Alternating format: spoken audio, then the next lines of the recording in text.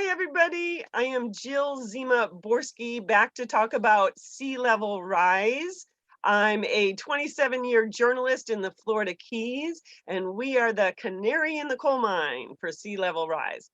And today I have with me a resident of a Key Largo neighborhood, Stillwright Point, which is experiencing sea level rise. And so we're going to find out the history of this area. And I want to point out for those who aren't familiar with the Keys that the Keys are about 112 miles long. Key Largo is at the quote northernmost end of the Keys versus Key West at the southernmost point. And we're about 112 miles long. So the neighborhood we're talking about is at mile marker 105.5 Bayside, in other words, on the Florida Bayside versus the Atlantic Ocean. So I'm introducing Emily Caldwell Stewart, who has chronicled the flooding in her neighborhood. And we want to talk about how it's affecting the people of Key Largo. So welcome, Emily. Thank you. Why don't you introduce yourself, telling everybody about how long you've lived in your neighborhood and some of the problems and specifically what that picture behind you shows. Thanks so much, Jill. I was actually down here as a child. My parents were here, built their home in the 1950s, which is, I have to make clear, not the house that I have now. And I loved it down here as a child. So when I had the opportunity as an adult to come back here, I did in 1995 and bought my own home. And Stillwright Point is a development that was created totally of fill from when they dug out Adams Cut that connects the bodies of water on the bayside to the ocean side. And this was a total fill area. So we've experienced not only the sea level rise, but that the ground has settled or sunken to a certain extent. When I bought in 1995, there were none of these issues whatsoever. And most of the flooding, I think the first actual flooding that we had that was not hurricane related, we have to realize that when a hurricane comes, every place is flooding, even dry lots, will experience a storm surge and that. So that's a different anomaly. But when we experienced the king tide flooding and that, the onset for us was around 2008, 2009 was when we first started experiencing it, and has gotten progressively worse in the years from 2015 to 2020. And I want to mention what king tides are. Apparently, it's just a reference to where the sun and the moon are in the sky, and particularly relate to new and full moons, and the whole sea level rises during these quote king tides. And is it especially in spring, or can it be throughout the year? It's mostly in fall. The onset is usually around Labor Day. Okay. And the ending of it is usually around the first week of December. That's roughly it. Okay. And there can be others that'll occur. I think once we had it in January where we were flooded for like 2 days. Okay. But it's not the onset like we saw in 2019, where we literally flooded from, I think it was like August 29th, and our last flooding was in early December, that we were 94 days flooded. And that got a lot of publicity, even on national TV news and channels. Why don't you talk a little bit about what you experienced and what your neighbors experienced? Well, during that time, like initially you think, oh, this is just going to be a few days, but it drug on and on and on and on. And yeah, we had everybody from New York Times to CNN to international. We had France 2 television come, because this is such the anomaly. And people make the mistake of thinking, oh, this is, like a rain event or something like that. I don't think it rained but twice during those 94 days. It was totally a king tide flooding. And part of the problem is we're not just a few inches at some streets experience up to 18 inches of this saltwater intrusion during this time. And that brings up the other point that this isn't fresh water, this is salt water. Some vehicles are unable to make it because they're too low to drive through it. But if you choose to, as my expression, sacrifice a vehicle because it truly is sacrificing it to drive it through salt water, that's in your future. And about how many residents are affected by the flooding in Stillwright Point? We are 215 houses. Some are vacation ones and some are full-time. It's a probably 50-50. And how did you get around during the worst of the flooding? I purchased in off and on all my life, I've had Jeeps, but in 2015, I specifically purchased a Jeep to be able to come and go.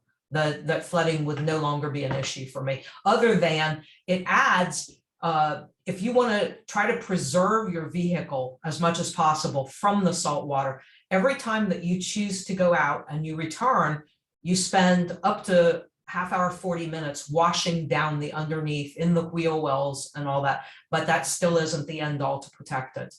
You know, that's interesting because people who live up north understand, Sure, you know, salt. yeah, the salting of the roads and what that does to their vehicles, and they see that firsthand with the rusting and that kind of thing if they're Yeah. not able to spray their vehicles down. Now, also, it seems that your neighbors had to make do one way or another to get to work. Say, express some of those stories that you are aware of. Well, not everyone did, I guess I'd say, did what I did or could do what I did. But one of the neighbors who has an accounting business put on boots and walked through the floodwaters every day, the approximate from his house, about 3/4 of a mile, and had carrying his suit in a garment bag and had one of his employees pick him up every morning. And this was for 90 some days. Exactly. It's And then we have unheard of. and then we have the problem with some of the elderly residents who are in here, the homeowners, that one of them has a visiting nurse or visiting helper come every day. And she was having to park her vehicle and walk the 3/4 of a mile Mm. to the elderly woman's home to be able to help her. But that's only one part of it. There was no way to get the elderly homeowner to doctor appointments for 90 some days. It's amazing the level of inconvenience that your neighborhood experienced. And tell about the gentleman that was used to his schedule of going out to eat every day and how he coped during 94 days of flooding. Yeah, we actually had somewhat of an issue that one of the elderly gentlemen who was in here doesn't cook.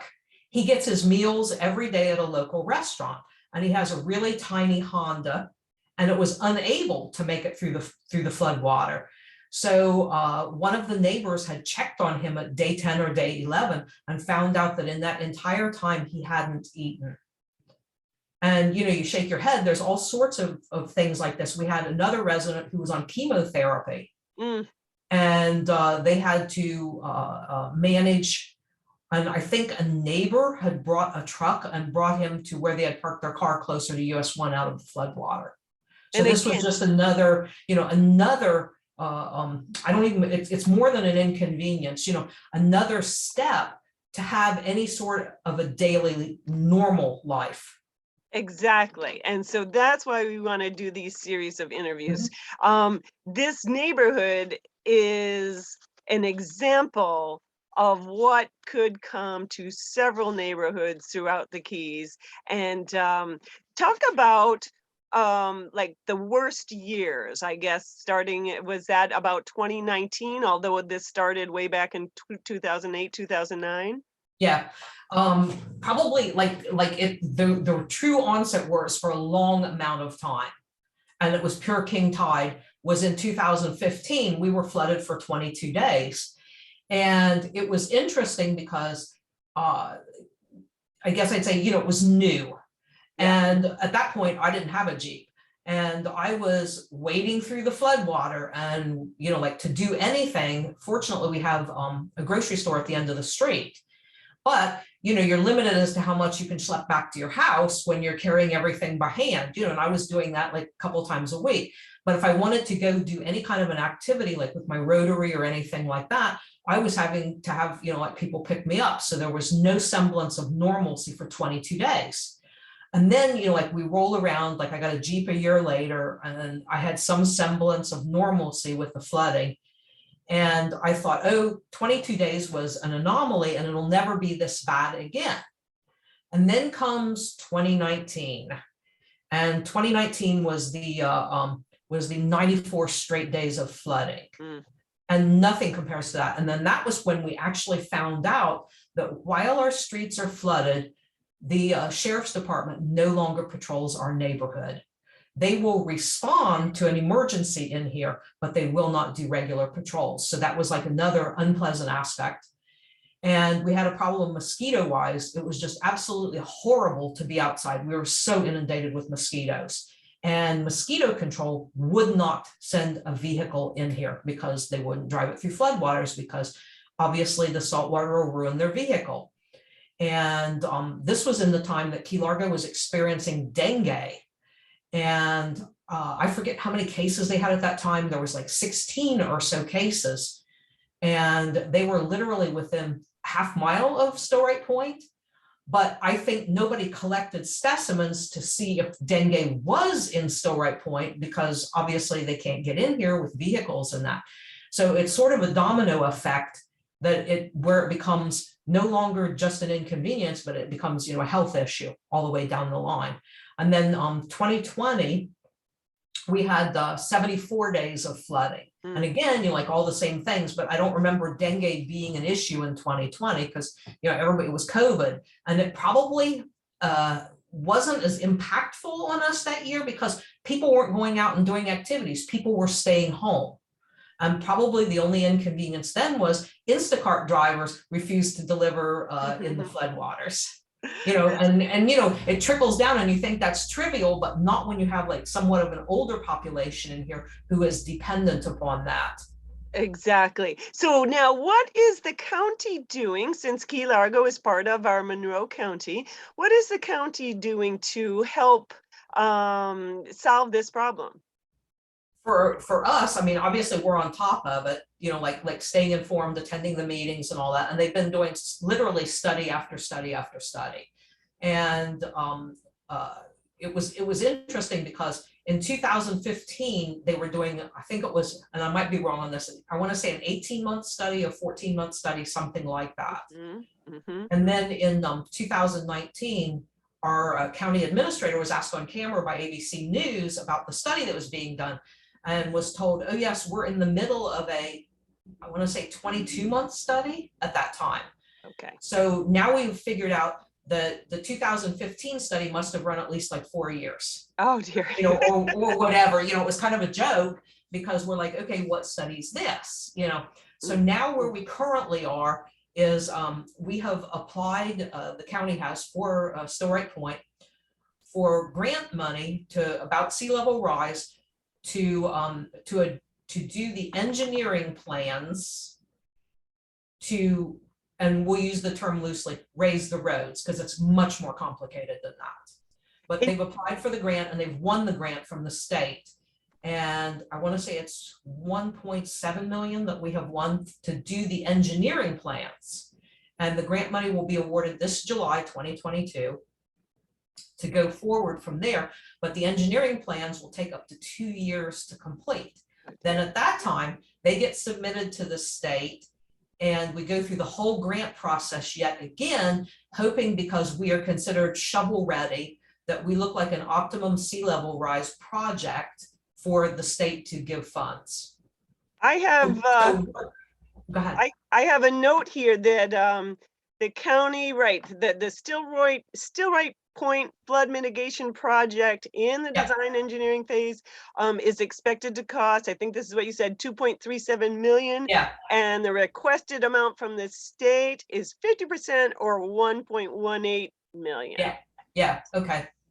So yeah, that's what. So then the county has to come up with the rest of it, and but what we're looking at until we get any kind of actual physical relief that the residents will know, we're looking currently at best scenario at 2025, 2026. Okay. Mm-hmm. So it's not a happy, like it's not happy for us. And the sad part for us really is when we first approached our county commissioner in 2012, the response from our Upper Keys County commissioner was, people who build in swamps, what do you expect? And then when we went back to her in 2015, she actually laughed in our faces and said, her comment was, if it was me, I would just roll up my pants. Sorry, I would just take off my high-heeled shoes, roll up my Oh. pants, and I would walk. So that's, yes, that's disappointing, isn't it, to hear Yeah, when your experience this on a daily basis. But sure. now at least there is design and construction being planned. I guess it Yes, consists of like a stormwater collection system, pump station, and disposal injection wells. yes. Uh, Sort of like the sewer treatment system that we went through when we did the central sewer system. It's very similar to that. Okay, very good. And at least there's good news in that the Twin Lakes subdivision, a couple miles from you all, just received a massive grant from the Yes, feds. yes. So hopefully money is coming your way. Uh, is there anything that any advice you can give to other residents of the Keys in terms of how best to have your voices heard on this topic? If you're not involved in the Keys, and not just in this, in anything, if you're not on top of it, you will see things happen that you're not happy with. Or if you really want action, you must stay on top of it. During the fall, when we're actually flooded, there's a handful of us in Stillwright Point who work on this unofficially. And we're at meetings, we're at webinars, we are, like totally vocal and involved. We're getting media, actually press releases out and sending photos and videos for what's going on in our neighborhood. And it's a full-time job on top of, like basically for a lot of people having a job already, Right. but it's a second full-time job. It's extremely time consuming. Another thing I want to point out is, especially with the photo behind you, both edges of or no, only one side of that road is houses, right? We're Yes, on correct. North Blackwater. Yeah, Yeah, but for part of the way, yeah. But but where the most flooding is, correct, yes. where most flooding is. And the good news is we already have native vegetation on the other side, the Yes, mangroves. correct. So, I want people to understand that nature alone isn't able to take care of the problem because the mangroves are basically undisturbed and they Yeah, are correct. overwhelmed as well. Yeah. And that where that photo in my background was taken, that's actually like the deepest point or one of the deepest points. That's the 18 inches deep. Okay. Okay. And to me, that's just, there's some photos that I have taken that at sunrise with the sun coming up, and they're very pretty, and it looks like you're on a canal with like the reflection of the sun, and how pretty this is. And then all of a sudden, it's a street sign. Exactly. And that we're actually supposed to pass down that with our Yeah, vehicles. Um, yeah. and um, I wanted to ask about um, a neighborhood association. Is there such, and are they doing something related to this? We have a homeowners group that has existed since for forever, but they're more a social group than they Okay. are active with this. Yeah. They So, would, I think that just comes down to that they don't have the time, mhm, mhm. and maybe it's a little bit better that it's a handful who work on it, because then we're not having, like to have lengthy discussions with all of it, and then we give to them multiple times a year a synopsis of what's currently happening. So, yeah, there is a small group of activists within the Yeah, neighborhood that have really concentrated on this and taken it correct, on. correct. Well, I want to give you one last opportunity to mention anything you would like to about the needs of the neighborhood, or the fact that y'all bought at a time when this was unheard of and can't be blamed for buying your homes in a beautiful neighborhood that you thought you'd be able to live in the rest of your life. Yeah, and this will actually be coming. I mean, in my opinion, and from what the county projections are, as far as sea level rise for the next like 45 years, the whole county is going to experience it. We're just at the beginning of it in Stillwright Point. We're the first development or whatever that is experiencing it to this degree. it's coming. It's coming for the rest of the Keys. There's no question about it. And I mean, Key West is very lucky in that they've been on it and they've had a pump system. I forget how many years, I did know that, but they've had a pump system and it's still not the end all because Duval Street still floods. They have times where Front Street and Duval Street is flooded, and it's not from rain, it's not from a hurricane, it is from king tides. Yeah, that's So, fascinating. it's not the end all, but it would be great if there's, like some relief for residents with doing this. But the county, in my opinion, waited too long to be, and they had the opportunity to be proactive, but instead they have been reactive. So it has cost us as residents with what we're going through every fall, but it's going to cost the county more and more money the more they have delayed because costs of everything have risen. And it's interesting because our Monroe County is ahead of several other counties. Yeah, So for in sure. terms of our nation being behind as far as dealing with sea level rise, Yeah. it is eye-opening to think of Monroe County being among the forefront of Yes. counties and their progress within the state of Florida, and yet it's still a little too late, as we're seeing in Stillwright Point. Yeah, sure. Our state representative, Carlos Jimenez, had come out here to see the flooding for himself. And his first comment when he got out of his truck was, he goes, "This is much worse than Miami Beach." He said, "This is the worst I have experienced." And that was in Stillwright Point in 2020. And that awareness has enabled him to bring home money to the Florida Sure. Keys that is Yes. going to help with this problem. So that was great that he came down to see for himself Yes. what this really looks like. Yes. Boots on the ground. Yeah, absolutely. Because again, unless you've actually been here during the flooding, you have zero grasp of it.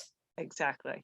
Well, Emily is going to share with us some of her videos and photos through the years that we will intermingle in this video. So I want to thank her so much for her efforts on behalf of her neighborhood, and in fact, then the whole Florida Keys, because as you mentioned, this could be all of us in the future. And thank goodness I swim, but maybe a few more of us will will want to be good swimmers. And I only say that as a sad, sad joke. All right. Thank you, Emily Stewart, for your time today. Thanks, Jill. Appreciate it. Thank you so much.